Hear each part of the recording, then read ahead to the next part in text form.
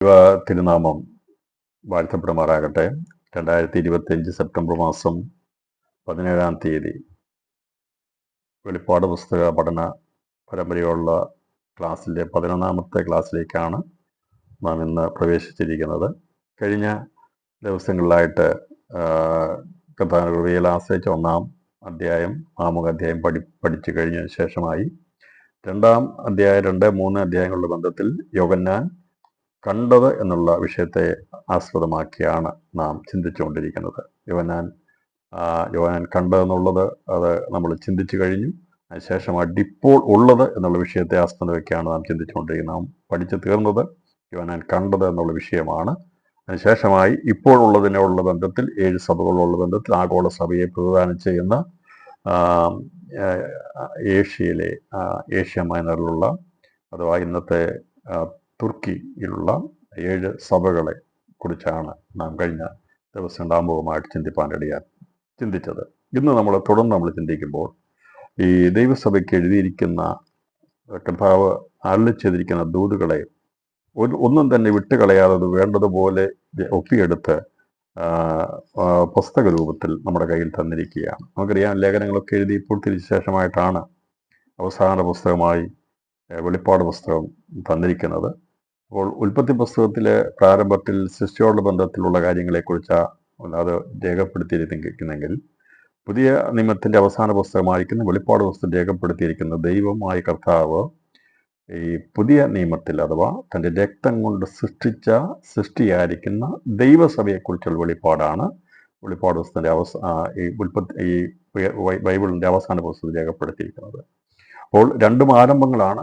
ഒന്ന്, ഉൽപ്പത്തി പുസ്തകത്തിൻ്റെ ആരംഭം നമുക്കാണ് 1-ാമത്തെ ഭൂമിയോടുള്ള ബന്ധത്തെ അതിൻ്റെ നവീകരണം, അതിൽ മനുഷ്യ സൃഷ്ടിയെക്കുറിച്ചുള്ളതാണെങ്കിൽ ഈ പുതിയ നിയമത്തോടുള്ള ബന്ധത്തിൽ അവസാന പുസ്തകമായിരിക്കുന്ന വെളിപ്പാട് പുസ്തകത്തിൽ രേഖപ്പെടുത്തിയിരിക്കുന്നത് പുതിയ സൃഷ്ടിയാക്കി ദൈവം സൃഷ്ടിച്ചെടുത്ത യേശുക്രിസ്തുവിന്റെ രക്തത്താൽ സമ്പാദിച്ച സഭയുടെ ഭാവി കാര്യങ്ങളെക്കുറിച്ച്, അത് മുഖാന്തരമായി ലോകത്തിന് സംഭവിക്കാൻ പോകുന്ന കാര്യങ്ങൾ, മാനവവംശത്തിന് എന്ത് സംഭവിക്കും, പുതിയ ആകാശ പുതിയ ഭൂമി വെളിപ്പെടുന്നത് വരെയുള്ള കാര്യങ്ങളെക്കുറിച്ചാണ് ഈ വെളിപ്പാട് പുസ്തകത്തിൽ രേഖപ്പെടുത്തിയിരിക്കുന്നത്. അതുകൊണ്ട് ഉൽപ്പത്തി പുസ്തകം മുതൽ എല്ലാ കാര്യങ്ങളിലും ഇതിൻ്റെ പഠനം കടന്നു പോകുന്നതുകൊണ്ടാണ് ഇതിൻ്റെ പഠനം സങ്കീർണമായിരിക്കുന്നത്.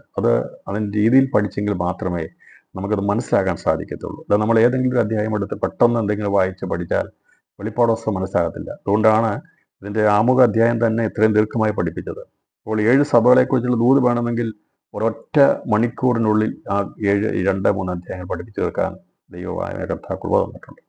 അതേക്കുറിച്ച് ഒരു ടേബിൾ എടുത്ത് വെച്ച് 7 സഭകളെയും അതിൻ്റെ കാര്യങ്ങളെ, ആമുഖം, എല്ലാ കാര്യങ്ങളെയും വേണമെങ്കിൽ ഒറ്റ ക്ലാസ് കൊണ്ട് നമുക്ക് പഠിപ്പിച്ചു തീർക്കാൻ കഴിയും. എന്നാൽ അങ്ങനെ ചിന്തിച്ചാൽ നമുക്കതിൻ്റെ ആഴം മനസ്സിലാകത്തില്ല. അതുകൊണ്ടാണ് ഇതിൻ്റെ അടിസ്ഥാനം നോക്കി അത് ഓരോന്നായി പഠിച്ച് നമ്മൾ മുമ്പോട്ട് പോകാനായിട്ട് കർത്താവിൽ താല്പര്യപ്പെടുന്നത്. അതുകൊണ്ട് സമയം ഇച്ചിരി മുമ്പോട്ട് പോയാലും നമുക്കത് മനസ്സിലാകേണ്ട രീതിയിൽ, ഗ്രഹിക്കേണ്ട രീതിയിൽ മനസ്സിലാകത്തക്കവണ്ണമാണ് നാം അതിനെ ഈ വെളിപ്പാട് പുസ്തക പഠനത്തിൽ നാം അതിനെ അഭിമുഖീകരിക്കുന്നത്. അതുകൊണ്ടാണ് വളരെ ആഴത്തിലേക്ക് ഈ വിഷയങ്ങളെ നമ്മൾ അടിസ്ഥാനപരമായി ചിന്തിച്ചു പോകുന്നതെന്ന് വിശേഷാൽ ഓർപ്പിക്കുന്നു.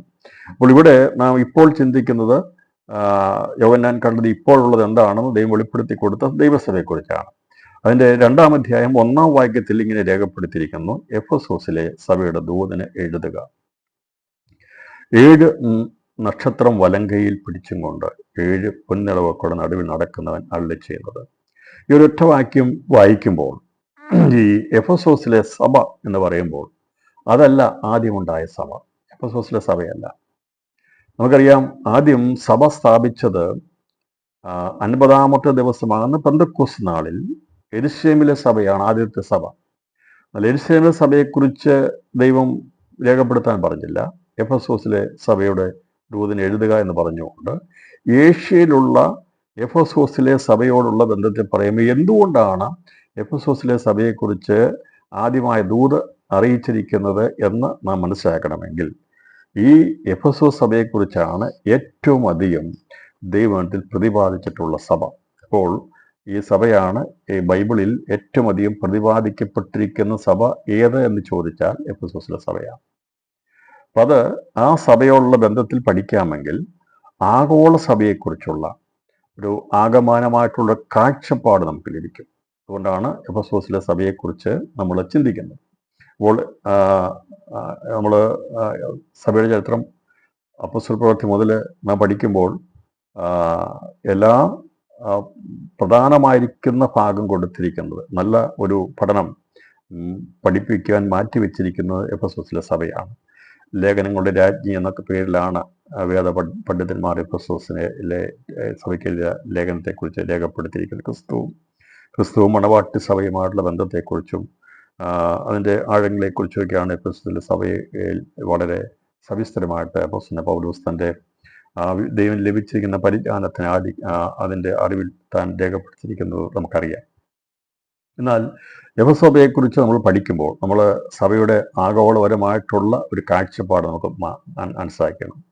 എന്താണ് സഭ എന്നുള്ളതും സഭയുടെ അടിസ്ഥാനപരമായ കാര്യങ്ങളെക്കുറിച്ചുമൊക്കെയുള്ള അറിവുണ്ടെങ്കിലും അത് ഒന്നുകൂടി ഓർപ്പിക്കുന്നത് എപ്പോഴും നമുക്ക് നല്ലതാണ്. കാരണം ഇത് മറ്റാരെങ്കിലും കേൾക്കുകയാണെങ്കിൽ അവർക്കത് പ്രയോജനപ്പെടണം. സഭ എന്താണെന്നുള്ളത് മനസ്സിലാക്കണം. പലരും വിചാരിക്കുന്നത് ഒരു കെട്ടുറപ്പുമില്ലാത്ത കുറേ ആൾക്കാർ അവിടുന്ന് ഇവിടുന്നൊക്കെ വന്നുകൂടി ഒരു പ്രസ്ഥാനമുണ്ടാക്കി വലിയ മണിമാളികളോ വലിയ അമ്പരചുംബികളായിട്ടുള്ള ബിൽഡിങ്ങുകളോ അല്ലെങ്കിൽ ആരാധനാ സ്ഥലങ്ങളോ ഇല്ലാതെ എവിടെയെങ്കിലും കടത്തെണ്ണയിലോ ഏതെങ്കിലും വാടക കെട്ടിടങ്ങളിലോ അല്ലെങ്കിൽ എവിടെയെങ്കിലും അണ്ടർഗ്രൗണ്ടുകളിലോ ഒക്കെ പ്രാർത്ഥിക്കുന്ന ഇവർ ആരാണെന്നുള്ള പലർക്കും അറിയത്തില്ല. എന്നാൽ ഇവിടെയുള്ള ഏതെങ്കിലും വലിയ ബിൽഡിങ്ങിൽ ഒരു ആരാധന നടത്തുന്നവരല്ല ദൈവമക്കൾ. അതല്ല നമ്മുടെ ലക്ഷ്യം. കർത്താവ് പറഞ്ഞത് 2 3 പേർ എൻ്റെ നാമത്തിൽ എവിടെ കൂടി വന്നാലും ഞാൻ അവരുടെ നടുവിലുണ്ടെന്നുള്ളതാണ്. ഇതിൻ്റെ അകത്ത് ജനിച്ചു വീഴുന്ന ബയോളജിക്കലായിട്ടുള്ള ബർത്തിലുള്ളവരല്ല ഇതിനകത്ത് കൂടുന്നവർ. സഭയെക്കുറിച്ച് പറയുമ്പോൾ മറ്റുള്ള എല്ലാ പ്രസ്ഥാനങ്ങൾക്കും എല്ലാവർക്കും അവരുടെ ബയോളജിക്കൽ ഗ്രോത്താണുള്ളത്. അപ്പോൾ എന്നാൽ അതിൽ നിന്ന് വ്യത്യസ്തമായിട്ട് എന്താണ് ദൈവസഭ എന്ന് പറയുമ്പോൾ അതിൻ്റെ അകത്ത് എല്ലാവരും ഉൾക്കൊള്ളുന്നുണ്ട്. ലോകത്തിലെ സകല ഭാഷക്കാർ, വംശക്കാർ, ജാതിക്കാർ, ഗോത്രക്കാർ, അങ്ങനെ ലോകത്തിലുള്ള സകലരും കൂടുവാൻ കാരണം എന്ത് എന്ന് ചോദിച്ചാൽ എന്തുകൊണ്ടാണ് ദൈവസഭയ്ക്കകത്ത് അങ്ങനെ എല്ലാവരും കൂടുന്നതെന്ന് പറയുമ്പോൾ അതിൻ്റെ പ്രധാന കാരണം മർക്കോസ് സുവിശേഷം 16-ാം അധ്യായം 15-16 വാക്യങ്ങളിൽ യേശു കർത്താവ് അരുളി ചെയ്ത വചനപ്രകാരമാണ്.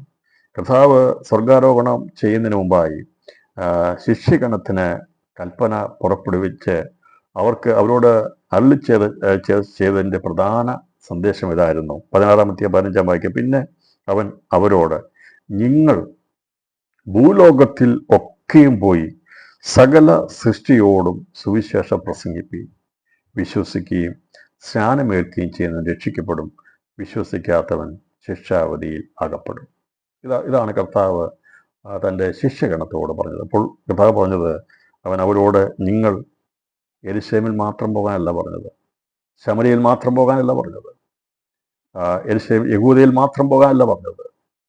യെരുശലേമിലും യഹൂദിയിലും ശമരിയയിലും ലോകത്തിൻ്റെ അറ്റത്തോളം നിങ്ങൾ എൻ്റെ സാക്ഷികളാകുമെന്ന് മരണത്തെ ജയിച്ചുയർത്തെഴുന്നേറ്റ നസ്രയൻ പ്രഖ്യാപിച്ചതാണെങ്കിൽ ഈ ലോകത്തിലുള്ള ഒരു ഭൂതലത്തിൽ വ്യാപരിക്കുന്ന ഒരു ശക്തികൾക്കും, അത് അധോലോകമാകട്ടെ, അത് ഉയരത്തിലെ ശക്തികളാകട്ടെ, ആകാശത്തിൻ്റെ അനുസ്നക ശക്തിയാകട്ടെ, ഭൂലോകത്തിലെ ഏതെങ്കിലും സാമ്രാജ്യ ശക്തികളാകട്ടെ, ഇവയ്ക്കൊന്നും തന്നെ മരണത്തെ ജയിച്ചുയർത്തുന്നേറ്റ യേശുവിൻ്റെ കൽപ്പനയ്ക്ക് വിലങ്ങ് തടിയിടുവാൻ കഴിയത്തില്ല. അത് ഭൂതലത്തിലൊക്കെയും വ്യാപരിക്കുക തന്നെ ചെയ്യും. നമ്മൾ സുവിശേഷത്തോടുള്ള ബന്ധത്തിൽ ഈ ഏഷ്യൻ സഭകളെക്കുറിച്ച് പഠിക്കുമ്പോൾ അപ്പോസ്തലൻ പൗലോസ് യാത്ര ചെയ്ത സ്ഥലങ്ങളെക്കുറിച്ചുള്ള ഒരു ചരിത്രം രേഖ നമ്മുടെ ബൈബിളിൻ്റെ എല്ലാ പുറയിൽ കൊടുത്തിട്ടുണ്ട്. അത് കൊടുത്തിരിക്കുന്നത് വെറുതെ ഒരു പേജ് അവിടെ കൊടുത്തിരിക്കുന്നതിനല്ല അത് വെച്ചിരിക്കുന്നത്. കാരണം എത്ര പെട്ടെന്നാണ് 3 ഭൂഖണ്ഡങ്ങളിൽ പൗലോസ് യാത്ര ചെയ്തതെന്നുള്ളത് നമുക്കവിടെ മനസ്സിലാക്കാൻ സാധിക്കും. അത് പറയുമ്പോൾ 3 ഭൂഖണ്ഡങ്ങളിൽ പൗലോസ് യാത്ര ചെയ്തു എന്നുള്ളത് സംശയം തോന്നാം. എന്നാൽ അത് എടുത്തു നോക്കിയാൽ പൗലോസ് യാത്ര ചെയ്തത് ഏഷ്യൻ ഭൂഖണ്ഡത്തിൽ യാത്ര ചെയ്തു, യൂറോപ്യൻ ഭൂഖണ്ഡത്തിൽ യാത്ര ചെയ്തു.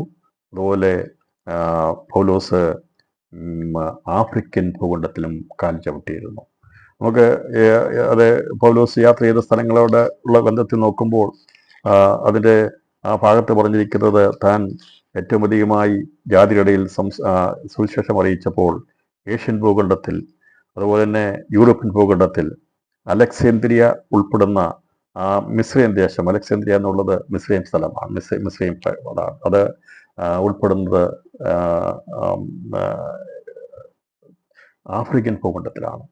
അപ്പോൾ പൗലോസ് യാത്ര ചെയ്ത സ്ഥലങ്ങൾ എന്ന് പറഞ്ഞിട്ട് അലക്സാന്ദ്രിയ കാണിച്ചിരിക്കുന്നത്, മിസ്രൈം കാണിച്ചിരിക്കുന്നത്, ആ ഭാഗമൊക്കെ കാണിക്കുന്നത് അത് ആഫ്രിക്കൻ ഭൂഖണ്ഡത്തിലുള്ള ബന്ധത്തിലാണ്.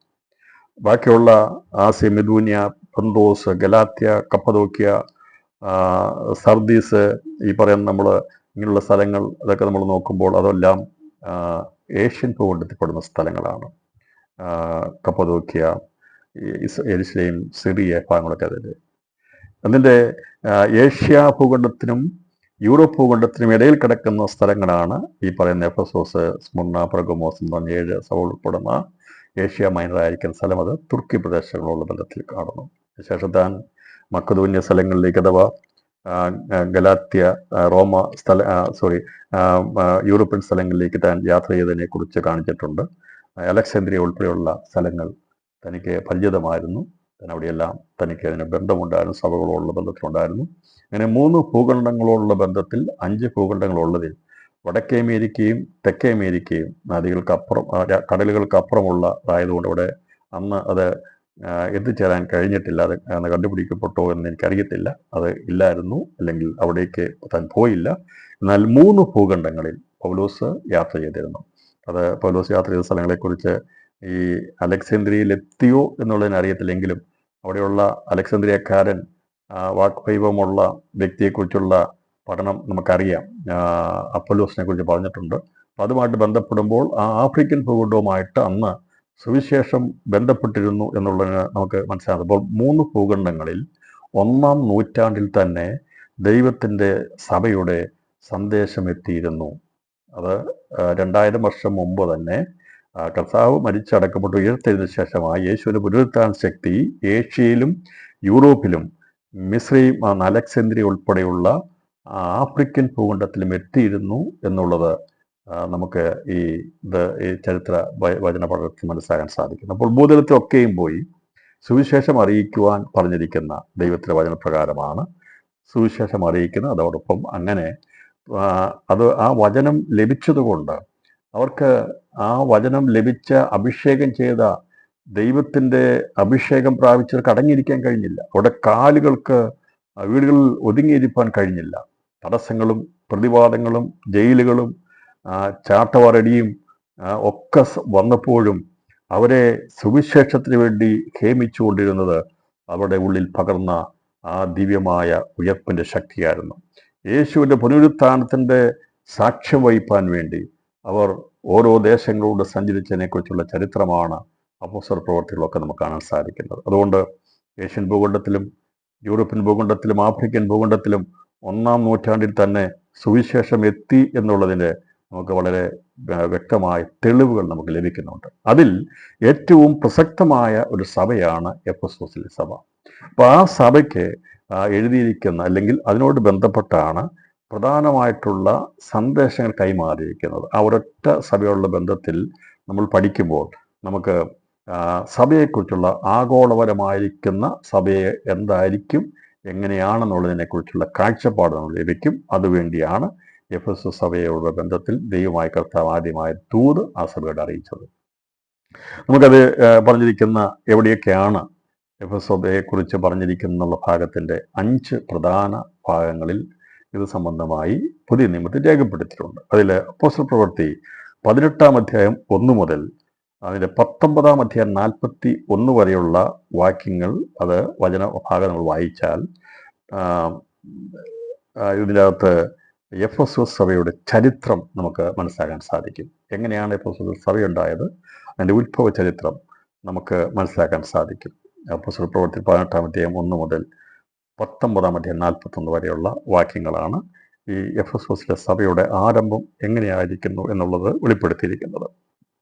രണ്ടാമത് പറഞ്ഞിരിക്കുന്നത് എഫെസോസിലെ സഭാമൂപ്പന്മാരെ അപ്പോസ്തലനായ പൗലോസ് അഭിസംബോധന ചെയ്ത് സംസാരിച്ചതിന്റെ രക്തചുരുക്കമാണ് അപ്പോസ്തല പ്രവൃത്തി 20-ാം അധ്യായം അതിൻ്റെ 17 മുതൽ 38 വരെയുള്ള വാക്യങ്ങൾ.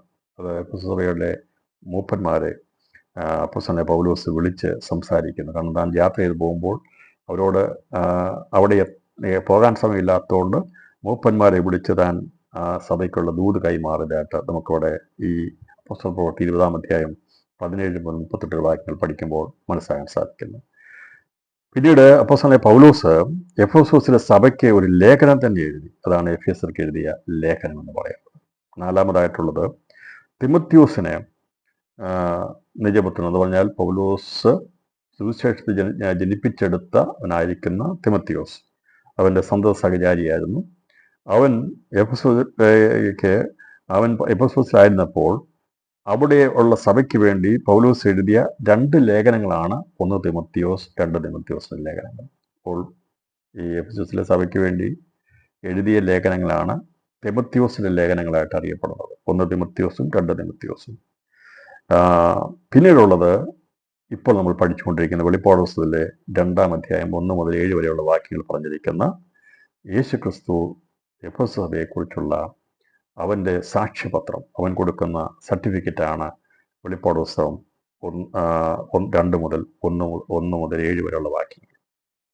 അപ്പോൾ ഇത്രയും 5 ഭാഗങ്ങൾ നമുക്കൊന്ന് പഠിക്കാമെങ്കിൽ ദൈവസഭയോടുള്ള ബന്ധത്തിൽ ആഗോള സഭയെക്കുറിച്ചുള്ള ഏതെല്ലാം കാര്യങ്ങളാണ് എന്നുള്ളത് നമുക്ക് ഓരോന്നും മനസ്സിലാക്കിയെടുക്കാൻ സാധിക്കും. അതിലേക്ക് പ്രവേശിക്കുന്നതിന് മുമ്പായി അപ്പോൾ സുവിശേഷം എങ്ങനെയാണ് സഭ സ്ഥാപിതമാക്കപ്പെടുന്നത്? സഭ സ്ഥാപിതമാക്കപ്പെടണമെങ്കിൽ കർത്താവ് പറഞ്ഞു, ഭൂതലത്തിലൊക്കെയും പോയി സുവിശേഷം പ്രസംഗിക്കണം. സുവിശേഷം പ്രസംഗിക്കപ്പെടാതിരുന്നാൽ സഭ സ്ഥാപിക്കപ്പെടത്തില്ല. അപ്പോൾ സുവിശേഷത്തെ എതിർക്കുന്നതിൻ്റെ കാരണം സഭ പണിയപ്പെടാൻ പാടില്ല. അതാണ് പൈശാചിക തന്ത്രം. അപ്പോൾ നമുക്ക് ഇന്ന് ഈ പറയുന്ന ആധുനിക മാധ്യമങ്ങളൊക്കെ ഉണ്ടായിരിക്കുന്നത് യേശുവിൻ്റെ സുവിശേഷം വ്യാപരിക്കാൻ വേണ്ടിയാണ്. അതല്ലാതെ സിനിമ പ്രചരിപ്പിക്കാനോ അല്ലെങ്കിൽ കോമഡികൾ പ്രചരിപ്പിക്കാനോ മറ്റുള്ള കാര്യങ്ങൾക്ക് വേണ്ടി അത് ഉപയോഗിക്കുന്നുണ്ടെങ്കിലും ഈ പറയുന്ന എല്ലാ നവ മാധ്യമങ്ങളും ദൈവം മനുഷ്യന് ബുദ്ധി കൊടുത്ത് കണ്ടുപിടിച്ചതിൻ്റെ ഉദ്ദേശം വീടുകളിൽ കടന്നുപോയി സംസാരിപ്പാൻ നീ തടഞ്ഞാൽ നിന്റെ വീടിൻ്റെ അകത്തെ സ്വീകരണ മുറിയിൽ യേശുവിൻ്റെ വചനം എത്തും. പണ്ട് കാലങ്ങളിൽ ഇതൊന്നും ഇല്ലാത്ത സമയങ്ങളിൽ ട്രാക്റ്റുമായിട്ടാണ് പോയിക്കൊണ്ടിരുന്നത്. എന്നാൽ നിന്റെ വിഷമസ്ഥിതിയിൽ നീ ഭാരപ്പെടുമ്പോൾ, വല്ലാതിരിക്കുമ്പോൾ, നീ TV ഓൺ ചെയ്യുമ്പോൾ അല്ലെങ്കിൽ നീ മൊബൈൽ ഓൺ ചെയ്യുമ്പോൾ നിന്റെ ഹൃദയത്തിലേക്ക് ദൈവം സംസാരിക്കേണ്ട സമയത്ത് സംസാരിപ്പാൻ വേണ്ടി, അതിനുവേണ്ടിയാണ് സുവിശേഷം 24 മണിക്കൂറും ഘോഷിക്കപ്പെട്ടുകൊണ്ടിരിക്കുന്നത്. വിവിധ ഭാഷകളിൽ വിവിധ സമയങ്ങളിൽ 24 മണിക്കൂറും ദൈവവചനം ഘോഷിക്കപ്പെട്ടുകൊണ്ടിരിക്കുന്നത്. ഭൂമിയിൽ നീ തടഞ്ഞാൽ, മറ്റേതെങ്കിലും വിധത്തിൽ തടഞ്ഞാൽ അതിനെ അതിജീവിക്കാനുള്ള മാർഗം ദൈവം കണ്ടുപിടിച്ചിട്ട്, അതുകൊണ്ടാണ് ഫാസ്റ്റസ്റ്റായിട്ടുള്ള ഏറ്റവും 5Gയോ 6Gയോ ഒക്കെ ആയിട്ടുള്ള പുതിയ പുതിയ നെറ്റ് കണക്ഷനൊക്കെ വരുമ്പോൾ മനസ്സിലാക്കിക്കൊള്ളുക, ഇത് വളരെ വേഗത്തിൽ സുവിശേഷം എത്തിക്കാൻ വേണ്ടിയുള്ള മാധ്യമം തന്നിരിക്കുന്നത്. അല്ലാതെ ഈ ലോകത്തിൻ്റെ കാര്യങ്ങൾ പറയാൻ വേണ്ടി അല്ല. പക്ഷെ അത് ഉപയോഗിച്ചു, അതിന് കുഴപ്പമൊന്നുമില്ല. ദൈവത്തിൻ്റെ സുവിശേഷം എത്തുവാൻ വേണ്ടിയാ ദൈവം 5Gയും 6Gയും ഇനിയല്ല 10Gയും ഒക്കെ തരാൻ പോകുന്നത്. മറ്റൊന്നിനുമല്ല, സുവിശേഷം ലോകത്തിൽ വേഗത്തിലെത്താൻ വേണ്ടിയാ. കഥ പറഞ്ഞു, സുവിശേഷം സകല ജാതിയുടെ ഇടയിൽ പ്രസംഗിക്കപ്പെടുമ്പോൾ അവസാനം വരുമെന്ന്. അങ്ങനെയാണെങ്കിൽ യേശുക്രിസ്തുവിൻ്റെ 2-ാമത്തെ വരവിന് മുമ്പായി ഞാൻ പ്രസംഗിക്കുന്ന, ഞാൻ കരങ്ങളിലേന്തിയിരിക്കുന്ന എൻ്റെ തിരുവചനത്തിൽ പറഞ്ഞിരിക്കുന്ന വചനപ്രകാരം സുവിശേഷം എല്ലാ ജാതിയുടെ ഇടയിലും ഘോഷിക്കപ്പെടുമെന്നും സകല വംശങ്ങളിൽ നിന്നും ഭാഷകളിൽ നിന്നും ഗോത്രങ്ങളിൽ നിന്നും ഉള്ള അനേകര് ദൈവസഭയുടെ അംഗങ്ങളായി തീരുമെന്നും ഞാൻ വിശ്വസിക്കുന്നു. കാരണം ദൈവത്തിൻ്റെ ആത്മാവ് പറഞ്ഞിരിക്കുന്ന അതുപോലെ തന്നെ നിവർത്തിക്കും. ദൈവം പറഞ്ഞതിന് മാറ്റമില്ലാത്ത ഈ ലോകത്തിൻ്റെ മുഴുവൻ ശക്തികളും സുവിശേഷത്തിനായി നിന്നാലും നിങ്ങൾക്ക് യേശുവിൻ്റെ സുവിശേഷത്തെ തടയാൻ കഴിയത്തില്ല. അതുകൊണ്ട് പുറമേയുള്ള എന്തെങ്കിലും തടസ്സങ്ങളോ തടസ്സവാദങ്ങളോ കണ്ടുകൊണ്ട് ഭയപ്പെടേണ്ട. ദൈവം ആധുനികമായ മാധ്യമങ്ങളെ കർത്താവ് കണ്ടിട്ടുണ്ട്. അതിലൂടെ അറിയിക്കേണ്ടവരെ അറിയിക്കും. ഭവനത്തിൽ ഇരുന്ന് പോലും ഇന്ന് ആരാധിക്കുവാനും വചനം കേൾക്കുവാനും ഒക്കെയുള്ള സാഹചര്യം ഒരുക്കപ്പെട്ടിരിക്കുന്നതിൻ്റെ കാര്യം മനസ്സിലായല്ലോ. ശത്രു നീ ഒരു വഴി തടഞ്ഞാൽ ദൈവം 7 വഴി തുറക്കുന്നവനാ. സുവിശേഷത്തിന് ഒരു വഴി നീ തടഞ്ഞാൽ, വീടുകളിൽ ചെല്ലരുത്, പരസ്യവും പ്രസംഗിക്കരുത് നോക്കെ നിനക്ക് തടയാൻ കഴിയും. നിനക്ക് മെജോറിറ്റിയുള്ള സ്ഥലങ്ങളിൽ ഒരുപക്ഷെ തടയാൻ കഴിയും. എന്നാൽ രാത്രി ഞാൻ പറയാം, നീ ഒരു വഴി തടഞ്ഞാൽ നിന്റെ വീടിൻ്റെ അകത്ത്, നിന്റെ ഭവനത്തിനകത്ത് ഇത് ഘോഷിക്കപ്പെടും. അതെ, 7 വഴി ദൈവം തുറക്കുമെന്നാണ് പറഞ്ഞിരിക്കുന്നത്. ഒരു വഴി അടച്ചാൽ ദൈവം 7 വഴി തുറക്കുന്നതാണ്. ദൈവരാജ്യത്തിൻ്റെ സുവിശേഷണത്തെ തടയുവാൻ, ദൈവപ്രവൃത്തിയെ തടയുവാൻ ഒരു ശക്തിക്കും കഴിയത്തില്ല. അതുകൊണ്ട് അന്ന് പറഞ്ഞ സന്ദേശം 2000 വർഷമായി അത് ഭൂതലത്തോടെ വ്യാപരിച്ചുകൊണ്ടിരിക്കുന്നു. ക്രിസ്തുവിന്റെ സൗരഭ്യവാസനയായ യേശുവിന്റെ നാമം ഇന്ന് രാത്രിയിലും നാം ഇരിക്കുന്ന ഭവനത്തിന്റെ അന്തരീക്ഷത്തിൽ വ്യാപരിക്കുന്നുണ്ട്. ഇരുൾ മാറിപ്പോകുന്ന യേശുവിന്റെ സൗരഭ്യവാസന ജീവന്റെ വാസനയാ. അത് മരണത്തിന്റെ വാസനയെ നീക്കിക്കളയും, നിരാശയുടെ ശക്തിയെ മാറ്റിക്കളയും, വേദനകളെ അകറ്റിക്കളയുന്ന യേശുവിന്റെ സൗരഭ്യവാസന ശക്തി. അത് 2000 വർഷം മുമ്പ് കാൽവറിയിൽ യാഗമായി തീർന്ന, പിതാവാം ദൈവത്തിന് പ്രസാദമായി തീർന്ന സൗരഭ്യവാസന ജീവന്റെ വാസനയായി അത് വ്യാപരിച്ചുകൊണ്ടിരിക്കുകയാണ്. ഇന്ന് രാത്രിയിലും അതാണ് സുവിശേഷം. അത് ഘോഷിക്കപ്പെടുമ്പോൾ അന്ധകാരത്തിന്റെ മണ്ഡലങ്ങൾ തകർന്നു വീഴും. അവിടെ ജീവന്റെ വാസന വ്യാപരിക്കും. അങ്ങനെ ബദ്ധന്മാരായിരിക്കുന്നവർ, വിടുതലില്ലാത്തിരിക്കുന്നവർ വിടുതൽ നൽകി, കുരുടന്മാരായിരിക്കുന്നവർ കാഴ്ച കൊടുത്തുകൊണ്ട് അവരെ വെളിയിൽ കൊണ്ടുവരുന്ന ദൈവിക വചനത്തിന്റെ സുവിശേഷത്തിന്റെ ശക്തി ഇന്ന് രാത്രിയിലും വ്യാപരിക്കുന്നതിനെ ഓർത്ത് ദൈവത്തിന് സ്തോത്രം ചെയ്യണം. വിവിധമായ മാധ്യമങ്ങളിലൂടെ അത് സഞ്ചരിച്ചുകൊണ്ടിരിക്കുന്നു. ഒരു ഭാഗത്ത് കുറെ ആൾക്കാർ നിർമ്മതസ്ഥരായി തീർന്നുകൊണ്ടോ, ദൈവം ഇല്ല എന്ന് പറയുന്നത് കൊണ്ടോ ഭാരപ്പെട്ടു പോകണ്ട. കോടിക്കണക്കിന് ആൾക്കാരുള്ള സ്ഥലങ്ങളിലേക്ക് ദൈവം തന്റെ വചനം അയക്കുകയാണ്. മുമ്പന്മാർ പിമ്പന്മാരും, പിമ്പന്മാർ മുമ്പന്മാരുമായും ദൈവം പറഞ്ഞ പ്രവൃത്തി തികച്ചെടുക്കും. ദൈവം ഉദ്ദേശിച്ചിരിക്കുന്ന കണക്കുണ്ട്. ആദിജാതന്മാരുടെ സഭയ്ക്കൊരു കണക്കുണ്ട്. സ്വർഗീയ തേജസ് പ്രാപിക്കേണ്ട സഭയ്ക്കൊരു കണക്കുണ്ട്.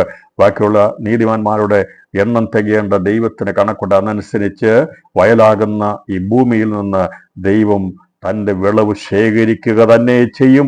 അത് ദൈവം ചെയ്ത കൃഷിയാണെങ്കിൽ, മനുഷ്യൻ ദൈവത്തിന്റെ കൃഷിയാണെങ്കിൽ അതിന്റെ വിളവെടുപ്പ് നടത്തുവാനും എൻ്റെ സ്വർഗത്തിലെ ദൈവത്തിനറിയാം. ആരാണോ ഈ കൃഷി ഇവിടെ ആരംഭിച്ചത്, ആരാണോ ഈ സഭയെ സ്ഥാപിച്ചത്, അവനത് നിർവഹിക്കുക തന്നെ ചെയ്യും. അന്ധകാര പൈശാചിക മണ്ഡലമേ, നിങ്ങൾക്ക് ആർക്കും ഈ ദൈവത്തിന്റെ അജയശക്തിയായിരിക്കുന്ന പരിശുദ്ധാത്മാവിന്റെ സുവിശേഷത്തിന്റെ ശക്തിയെ തടയാൻ കഴിയത്തില്ലെന്ന് രാത്രി അസന്നിഗ്ധമായി പ്രഖ്യാപിക്കുകയാണ്. കാരണം അതുകൊണ്ടാണ് ദൈവസഭയെക്കുറിച്ച് പഠിപ്പിക്കുമ്പോൾ ഇതേക്കുറിച്ച് മനസ്സിലാക്കണം, പഠിക്കണം, ഗ്രഹിക്കണം എന്ന് പറയും. ഇപ്പോൾ മനസ്സിലായല്ലോ. അപ്പൊ എന്താണ് സുവിശേഷം? അത് പറയാതെ, സുവിശേഷത്തിന്റെ ശക്തി വ്യാപരിക്കാതെ, സുവിശേഷം പ്രസംഗിക്കപ്പെടാതെ നമുക്കിത് ഒരിക്കലും സുവിശേഷം എത്തിക്കാൻ കഴിയത്തില്ല. ഇപ്പോൾ എന്തിനാ ഇത്രയും ക്ലാസ്സുകളൊക്കെ എടുത്ത് യൂട്യൂബിൽ ഇടുന്നതിന് ഞാൻ ആദ്യം വിചാരിച്ചു ഒരു വിഷ്വലൈസേഷൻ പ്രോഗ്രാം നടത്തി ഇത് ഒരു മണിക്കൂർ ഭാഗത്തെ പ്രധാനപ്പെട്ട ഭാഗങ്ങൾ മാത്രം എടുത്ത് അത് വിഷ്വലൈസ് ചെയ്ത് തീരുമാനം അങ്ങനെ വിചാരിച്ചു. ഇപ്പം ഞാൻ വിചാരിച്ചു അതല്ല.